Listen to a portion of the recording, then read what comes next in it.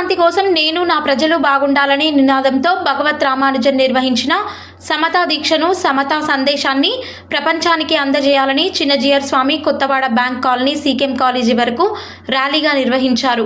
కొనసాగే ఈ సమతా దీక్షలు ముగింపు హైదరాబాద్లో శంషాబాద్ కేంద్రంలో ముగియనున్నది. సమతా దీక్ష చిన్నజీయర్ స్వామి ప్రారంభించి ప్రతి ఒక్కరూ సుఖశాంతులతో ఉండాలని, మీ పక్కవారి కష్టసుఖాలలో పాలు పొందాలని స్వామి అన్నారు.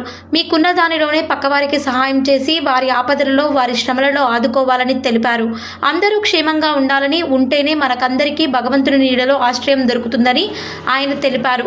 నీ ఒక్కరికి ఉండడమే కాకుండా అందరూ సంతోషాలతో సుఖాలతో ఉన్నప్పుడే భగవంతుడు సంతోషిస్తాడు, దీవిస్తాడు, ఆశీర్వదిస్తాడని చిన్నజీయర్ స్వామి అన్నారు. సమాజంలో మూల మూలలకి అందించి ఆ సమాజానికి ఉపకారం చేస్తుండేటటువంటి సంప్రదాయాలు ఎన్నెన్నో వచ్చాయి. కానీ వాటన్నిటికీ కూడా మూల బీజమెవరు? రామానుజుడు. అందుకోసమనే వారి యొక్క ఆ మూర్తికి సమతా మూర్తి అని పేరు.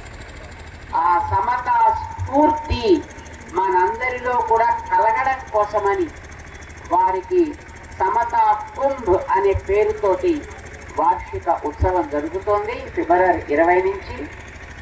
దాన్ని దృష్టిలో పెట్టుకుని ఇప్పుడు మనం అందరం కూడా ఒక దీక్ష చేస్తున్నాం. ఏమిటా దీక్ష? ఎందుకు ఇది? మనందరం బాగుండాలి.